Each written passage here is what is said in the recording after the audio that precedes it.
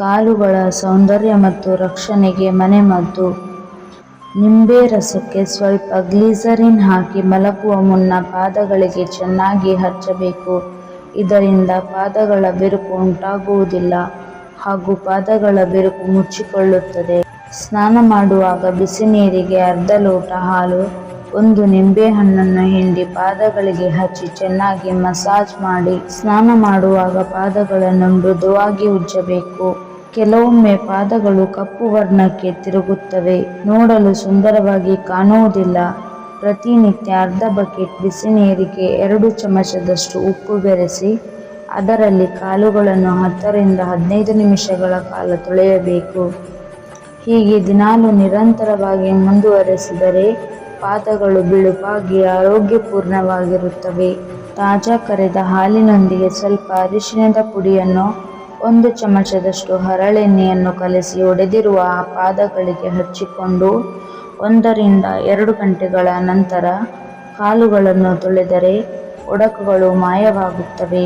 ಉಗುರುಗಳನ್ನು ಸ್ನಾನ ಮಾಡಿದ ಕೂಡಲೇ ಕತ್ತರಿಸಬೇಕು. ಒಣಗಿದ ಪಾದಗಳ ಉಗುರುಗಳನ್ನು ಕತ್ತರಿಸಬಾರದು. ಅಕ್ಕಪಕ್ಕಗಳಲ್ಲಿ ಯಾವುದೇ ರೀತಿಯ ಗಾಯಗಳಾಗದಂತೆ ಎಚ್ಚರಿಕೆ ವಹಿಸಬೇಕು.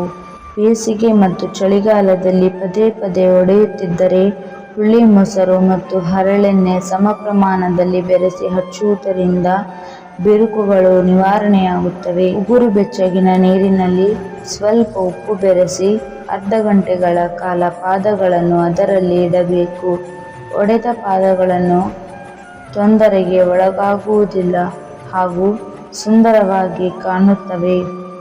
ಕೆಲಸ ಮಾಡುವ ಸಮಯದಲ್ಲಿ ಪದೇ ಪದೇ ಪಾದಗಳಿಗೆ ಮಾಯಿಶ್ಚರೈಸಿಂಗ್ ಲೋಷನ್ ಹಚ್ಚುತ್ತಿರಬೇಕು.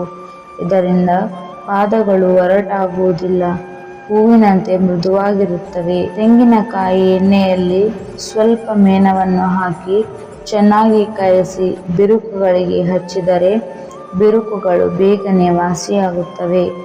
ಕೊಬ್ಬರಿ ಎಣ್ಣೆಯಲ್ಲಿ 1 ಚಮಚದಷ್ಟು ಅರಿಶಿನ ಪುಡಿಯನ್ನು ಬೆರೆಸಿ ಪಾದಗಳಿಗೆ ಹಚ್ಚಬೇಕು. ಇದರಿಂದ ಪಾದಗಳು ಮೃದು ಆಗುತ್ತವೆ. ಈ ಸಲಹೆಗಳು ನಿಮಗೆ ಉತ್ತಮವೆನಿಸಿದರೆ ಲೈಕ್ ಮಾಡಿ, ಶೇರ್ ಮಾಡಿ ಹಾಗೆ ನಿಮ್ಮ ಅನಿಸಿಕೆಗಳನ್ನು ಕಮೆಂಟ್ ಮಾಡಿ. ನಮ್ಮ ಚಾನಲನ್ನು ಸಬ್ಸ್ಕ್ರೈಬ್ ಮಾಡಿ. ವಿಡಿಯೋ ನೋಡಿದ್ದಕ್ಕಾಗಿ ಧನ್ಯವಾದಗಳು.